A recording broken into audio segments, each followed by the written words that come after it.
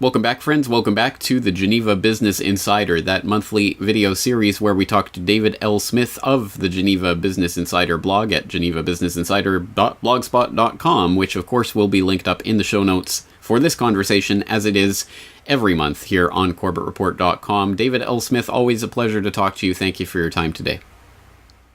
It's a pleasure, James, and Skype willing, we'll have a good discussion. Let's cross our fingers and hope the gods of Skype are with us. All right, well, this month, as always, we have an awful lot to talk about, some very big stories that are breaking right at the moment, but probably the biggest of them all on the news agenda these days is the West Africa Ebola outbreak, which continues to spread fear and panic across the globe. And we have some of the latest is, well, of course, for people who don't know, this is an Ebola outbreak that started back in March in Guinea and has since spread to Liberia and Sierra Leone and is the largest Ebola outbreak in recorded history so far.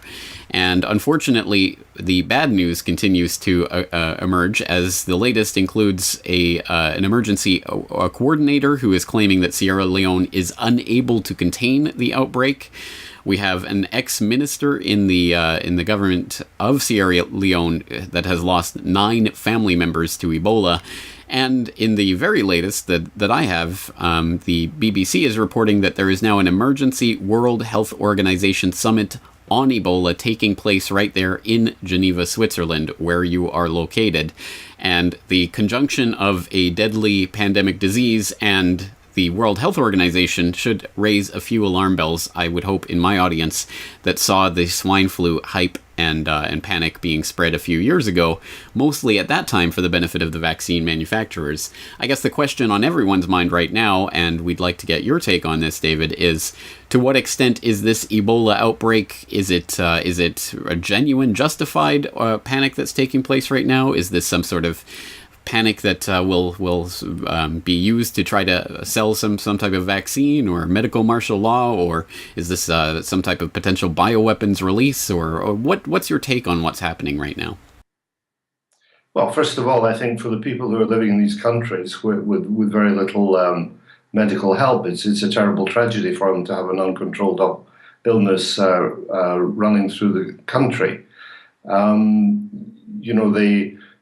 For those who don't know anything about it, and my medical knowledge is limited. I mean, Ebola is something which is a virus, and it is contagious, and it has to be more or less physically directly transmitted. It can come from, it can be transmitted between humans. It can be transmitted between animals and humans, and even from bats and sort of from rotting vegetables and things like that. So in a tropical country, for those who have lived in one, which I did for a few years, one is exposed to these things pretty much all the time in the street as one goes along. So at the moment, there are several hundred victims.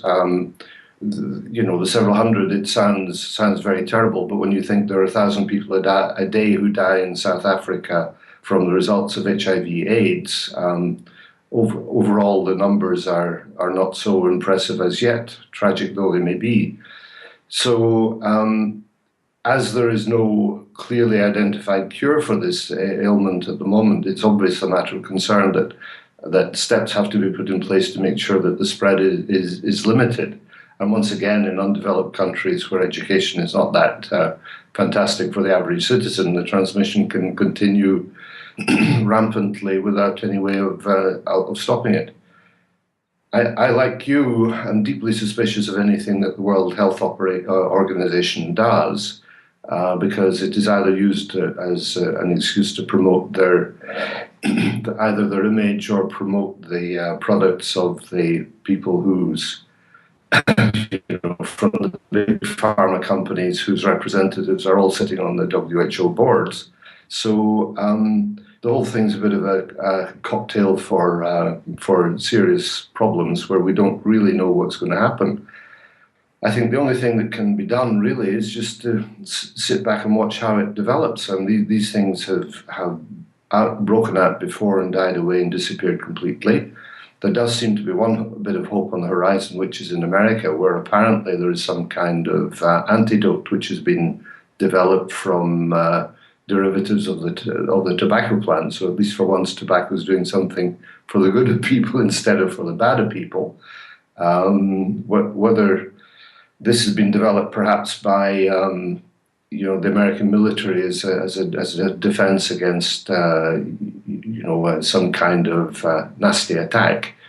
But beyond making these general observations, I can't really say there's a definitive answer, and I'm certainly not in any position to be able to do much more than theorize at this stage and hope and pray for the people concerned that they get better. Well, I think this would be an appropriate time to interject that, as you say, of course, there are antidotes and treatments that are being worked on at the moment, including one by Meria Pharmaceuticals Corporation, which in fact was placed on hold. The human tests of that treatment was placed on hold by the FDA last month, at the beginning of last month. So actually, after the outbreak even occurred, and before it started to spread in such an alarming fashion, which again is an interesting little piece of this puzzle. Also, speaking of the World Health Organization and its potential nefarious effects during these types of pandemics, there is, of course, the very head-scratching phenomenon of Germany, for example, agreeing to accept Ebola patients at the request of the World Health Organization. And, of course, the U.S. also now is caring for 2 Americans carrying the Ebola virus, who are apparently being watched over very carefully by a biosafety expert. Although, as far as I know, the quarantine precautions that are being taken at the hospitals where they are being treated are not exactly biosafety lab standard requirement kind of quarantines. It's very head-scratching that this is taking place, and as far as I know, this is the only time this has ever happened, where Ebola patients are literally being flown halfway around the world. I don't know what to make of this, but I cannot see anything good coming of this practice other than the potential for it to spread further. And one would assume, I don't know, I don't see anything other than that being the point of a maneuver like this. But what's your take on this development? Well, there could be, as always, things that we're not being told, but we're moving into conspiracy theory. But it is strange that when there have been outbreaks in the past, people have turned their backs on it and left it as a strictly West African problem. Now there seems to be much more interest. Could this be timely and linked to the fact that President Obama is currently welcoming most of the heads of state of Africa in Washington to try and discuss how to develop trade between and investment between the US and the African continent in general. And it would be a pretty bad PR situation if they were manifestly doing nothing about what would appear to be a very serious, at least local or continental concern for Africa. Maybe it's that, I have no idea. Otherwise, one could wonder, perhaps there are other cases of Ebola which have not been declared, which are not actually confined to Africa. And people are beginning to realize that there is an immediate concern that needs to be dealt with. And obviously in the US and in Germany, they've got the best level of facilities in the world to try and do something about it. Or, they need a few guinea pigs to understand the ailment better. I really don't know. But it is a very different reaction to, they turn your shoulder to the problem that has appeared in the past. Well, you mentioned, of course, Obama's appearance in Africa, and let's talk a little bit about that, and we'll turn to an Associated Press article that is hot off the press as we record this. Obama announces $33 billion in commitments for Africa. Seeking to strengthen America's financial foothold in Africa, President Barack Obama announced $33 billion in commitments Tuesday aimed at shifting U.S. ties with Africa beyond humanitarian aid and toward more equal economic partnerships. The bulk of the commitments came from private sector companies, including Coca-Cola and General Electric, underscoring Africa's growing appeal to businesses. The continent is home to 6 of the world's fastest-growing economies and a rapidly expanding middle class with increased spending power. Yet Obama noted that U.S. trade with the entire African continent is about the same as its trade ties with Brazil, and that just about 1% of U.S. exports go to sub-Saharan Africa. Again, a very interesting conference taking place at a very interesting time, obviously, for the continent of Africa, but also with some interesting subtext going on here with some of these billions of dollars of commitments being thrown around run by these giant multinational corporations, which have more of a history of exploiting some of these foreign countries rather than helping them out. What do you make of this conference altogether, the forum that's going on, and these commitments that are being promised?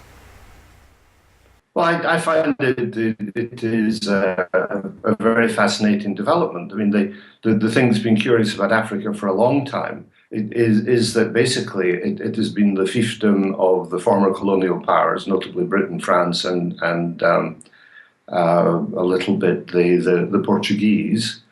And then, of course, over the last number of years, the Chinese have moved in big time to try and get their hands on natural resources and do deals with the different countries that are involved. And clearly this literally a land grab by the Chinese is a matter of concern to America.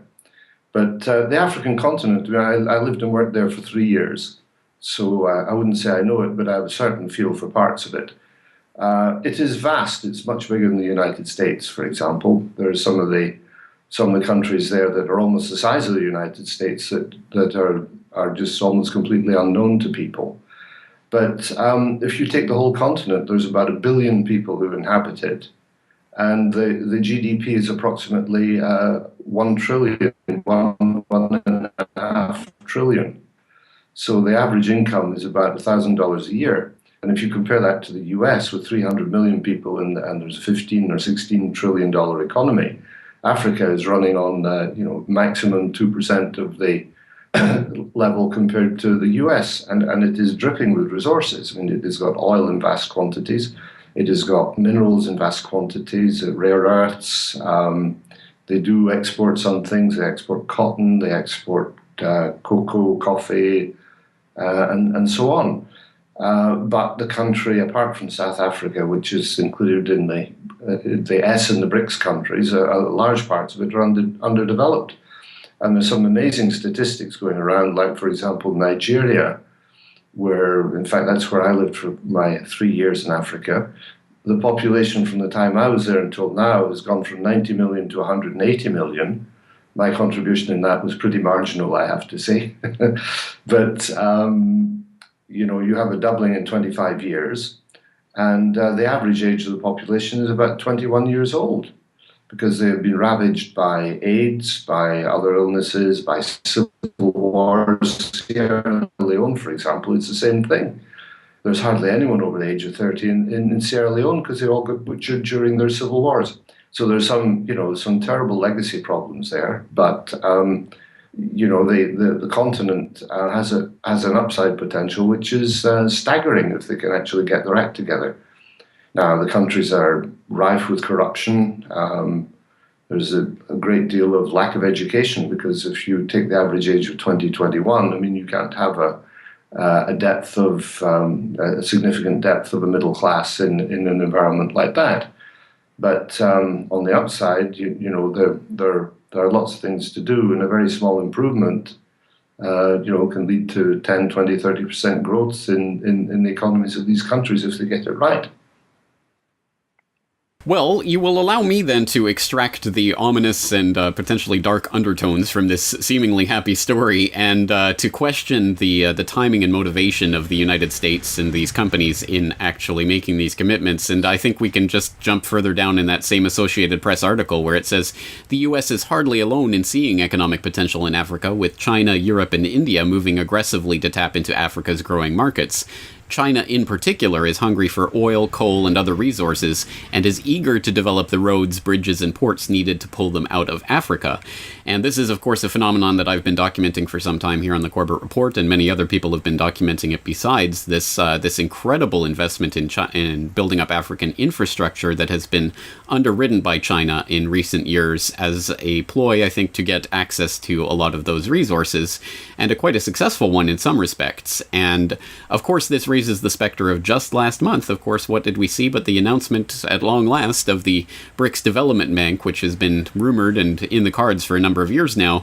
Supposedly, they are going ahead with it, $100 billion capitalization on this development bank as a rival to the World Bank that will presumably provide infrastructure development aid and loans and grants to these types of African countries that are developing. Do you see some sort of rivalry in what's happening right now? And do you think that the timing of this is directly related to what we just saw taking place with the formation of the Development Bank? Look, I mean, these things don't happen overnight, but it must be a matter of deep concern that China is actually digging themselves deeper and deeper and closer into associations with African leaders and African countries.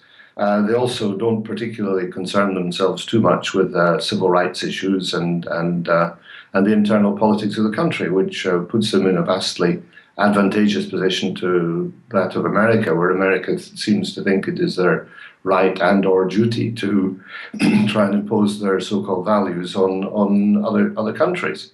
Now, the other thing that happens, of course, is countries like China do not try and impose their will by military means, whereas in America, if we look at what's going on at the moment, there is a military build-up in Africa. They're trying to militarize a number of countries and provide resources, military resources, and advisors, etc., etc. So it's a different approach. But I think if you look at America, what they have to do at a minimum, they haven't even set up any significant bilateral agreements for trade between the, I don't know how many, 50 or 60 countries there are in Africa. There are less than a handful of bilateral trade agreements. So there's a lot of paperwork to put in place before you put the military in place. Now, where it's going to go from here, yes, I mean, I think the establishment of the BRICS rival to the World Bank, I think, is an extremely desirable thing, because competition is always good. And behind the image of the World Bank, there are some, as we know, very, very nasty true intentions. And you look at the infrastructure projects that are actually being put in place, instead of providing necessarily the infrastructure for the people in the country, it's providing it for the mining companies and the exploration companies who can get dams built for their hydroelectric power beside where they're actually digging, or provide airports in places that will never be used again to the detriment of the local people, in order that the exploitation can be achieved by the major multinationals. Now, the big multinationals have been in Africa for a long time. I mean, when my reason for being there in the first place, some long time ago, was to work for a major American multinational. So they've been selling across borders without necessarily digging into the country and setting up, as they've been doing in the Far East, for example, setting up manufacturing plants. There are extremely few.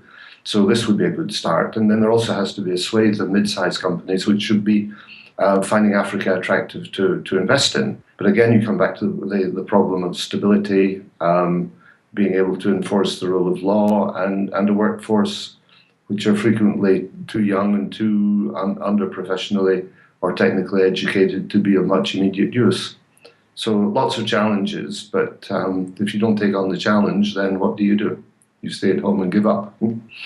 I guess so. I mean, something has to be done, and, well, things are being done. I guess it remains to be seen if they turn out for the benefit of the average African or not, and you'll forgive my incredulity at the idea that this will actually filter down. But at any rate, it is something to keep our eye on as this continues to move forward, and I think Africa will increase in importance on the geopolitical table. So something to keep in mind for the future. Well, speaking of geopolitical conflict, of course, something that's been going on for the past month or so that we haven't talked about yet here on the Geneva Business Insider is the recent conflict in Gaza, and the latest on that coming from cbc.ca, a 3-day ceasefire begins as truce talks continue. So we have seen at least the momentary cessation of hostility, although we have seen before how quickly that can change on a dime. So we'll have to see if that continues to hold. But at any rate, certainly there has been some incredible destruction and annihilation going on in Gaza over the past few weeks. Nearly 1,900 Palestinians killed and about 67 Israelis. So let's talk about the conflict that recently happened there in Gaza and your take on it. Well, I think Gaza has, people look at Gaza without looking at the history. So you really have to go back to the errors that were made basically since the First World War in many ways. with how the country was carved up and how the entire region was carved up.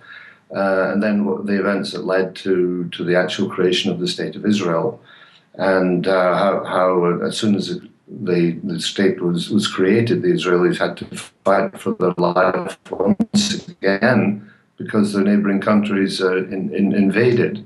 And of course, the British had packed their bags and left after they'd been bombed out of the King David Hotel in Jerusalem by the terrorists of the time, who have now become the prime ministers, foreign ministers, and Nobel Peace Prize winners of the country.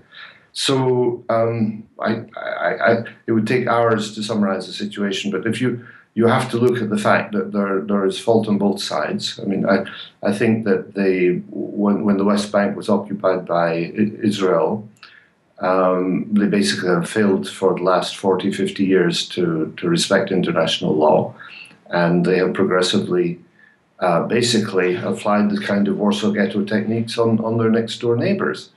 Now, the fact that people retaliate with whatever relatively pitiful means that they have at their disposal, like launching on rockets without any particular guidance, which most of it end up in the countryside, I fully understand. I mean, it's terrible that they do it, but I completely understand why.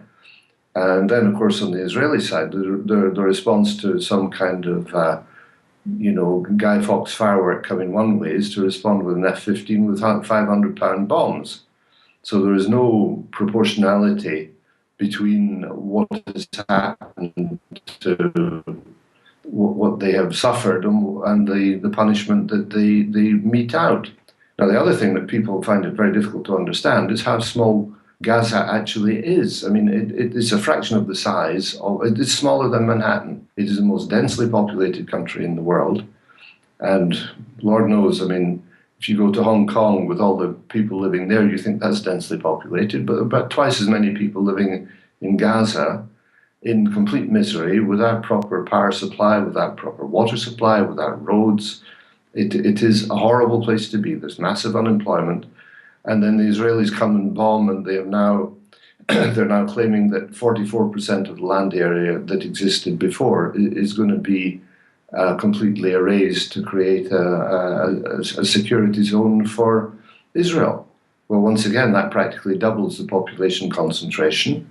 They seem to have the Israelis have very little regard to the fact that, they can target hospitals, they can target UN schools, they can target infrastructure, they can do whatever they like in their own justification.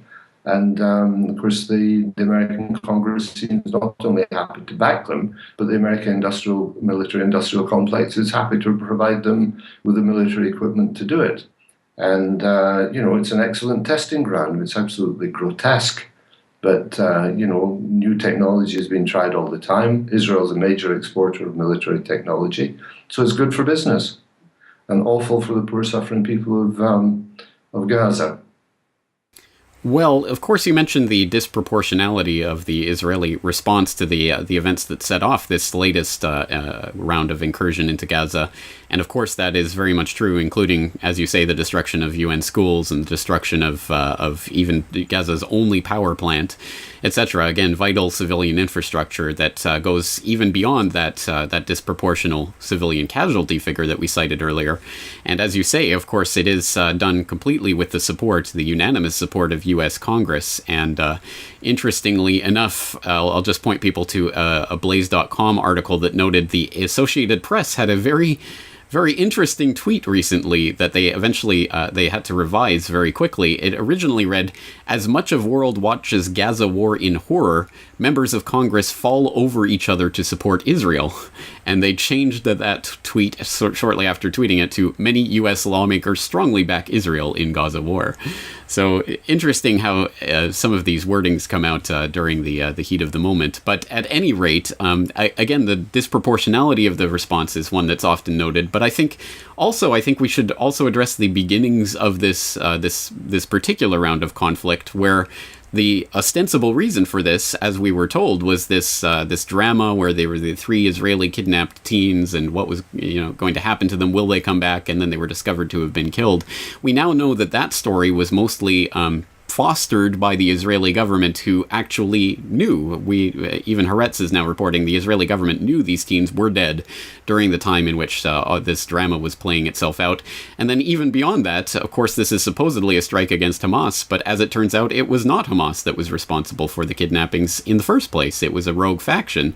So it raises the question of what Israel was responding to in the first place and how it justifies killing literally over 1,000 civilians in the pursuit of that goal. One has to wonder whether the bombs that they had in the military stores were reaching their sell-by date and they needed to get another lot in. I mean, for me, the whole thing it's absolutely horrific. But none of these things happen for the reasons that are stated. You know, we know that only too well. I mean, it's a minor variant on the false flag principle, which is used everywhere. But beyond that, when people want to have a war, there's no doubt that Israel must find it very difficult to have to sustain random attacks, however ineffective they may be, and it's psychologically for their population, it's very damaging. And people in Hamas, their measure of success is to make sure the other guy is miserable. And it's also true, I'm sure, that rockets have been launched from inside schools, inside mosques, all of the sensitive locations in order to provoke a response from Israel and to make them look bad. So you have an elected government called Hamas, which was popularly elected, which basically uses their own population as cannon fodder to pursue their own political ends. So we cannot say that on either side there's any particular virtue, but these people need for once and for all to sit down and have a genuine peace talks and sort it out. And I think the best way to try and ensure some progress made in peace talks is to make sure that John Kerry goes absolutely nowhere near it. Good point. Well, unfortunately, that's easier said than done, given that he is the Secretary of State. Well, again, something that's still developing, and obviously, as we say, the ceasefire that's currently holding, who knows how long that will maintain. So we'll still have to keep our eyes on this as it continues to develop. And speaking of conflicts on the geopolitical stage, of course, since the last time we spoke, another rather major event that occurred was, of course, the downing of MH17 in eastern Ukraine. And not only that, but then the Russian government being hit with a $52 billion judgment against it by the Permanent Court of Arbitration in The Hague, which ruled against the Russian government in their pursuit of Yukos shareholders over the course of the past decade. And then in response to that, as we covered on New World Next Week last week, there was a top Putin advisor who was quoted as saying, what does that matter? There is war coming in Europe. And just to perhaps add fuel to that particular fire, the latest coming out just today from Bloomberg Business Week, Putin lashes out at West as Poland cites invasion threat, saying Russian President Vladimir Putin ordered his government to respond to U.S. and European sanctions, as Poland said a renewed buildup of Russian troops on Ukraine's border raises the specter of a possible invasion. And, of course, that should set off alarm bells in people's minds because, as we all know, NATO runs on the collective self-defense article, which, of course, means that if any of the members of NATO feel threatened, then they can invoke that right to collective self-defense, and it could suddenly become a NATO intervention very quickly, which, of course, is the big match to that powder keg that we don't want to see happening. Obviously, things remain on a knife edge in this tension, and the latest round of sanctions, just another piece of firewood on that fire. Anything that you would like to talk about with regards to what's happening right now with this tension in Ukraine? Yeah, well, I think since the very beginning, it's been very obvious that the West have been provoking, in fact, trying to push Russia into a corner. Now, whether this was the EU supporting the idea of expansion of the EU, or whether it's Mrs. Newland sitting in America thinking as an Undersecretary of State that she can push around the second nuclear power in the world by making a few stupid decisions and saying F the EU at the same time, it just gives you an idea of the extent of arrogance of the American elite, and even more disturbing, I can forgive the arrogance if there was some competence behind it. But it has opened up an enormous can of worms. I think the world never really looks at Russia in a fair, objective way. And if you look at where Russia is geopolitically, they've got the biggest landmass in the world. They've got the biggest borders in the world. They're surrounded by nuclear powers or coalitions with nuclear power. You've got China on one side, you've got India, you've got Pakistan, you've got the NATO powers, and they're sandwiched in the middle. And, this is something America has never lived with. They live hours and hours away from their nearest threat, and their policy at the moment seems to be to go out and try and look for threats in order to hit the other guy on the nose and say, we're defending our national interests by trying to cram you into a corner. So if you look at how Putin has handled the situation, I think he's been remarkably restrained and extremely smart. And when you see things coming out of the Hague, judgments against Russia's state interests, one has to look at the Hague for what it really is, and it's little better than a kangaroo court for Western winners of conflicts or whatever else is going on. And their behavior is pretty politicized and pretty shameless and even stupid. Because at the end of the day, let us suppose that you were one of the beneficiaries of that $50 billion settlement. You don't have to look very far back to Mr. Litvinenko being killed in London to say what your future is likely to be should you decide to collect on this windfall profit that you never thought you were going to have.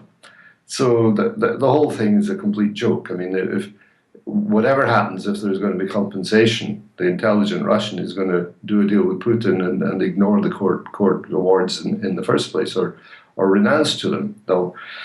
So there you are. I mean, I must say the person who expresses best my views is Dr. Paul Craig Roberts, who has done an extraordinary series of extremely well thought through analysis of what is genuinely going on, where Russia is in fact the victim of a very westernized, propagandized war of words against it. And so far, they're the only ones who have behaved in the least warlike manner possible. And I hope it continues that way, because the consequences of them losing their patience could be extremely bad for the Ukraine, the West, and everybody.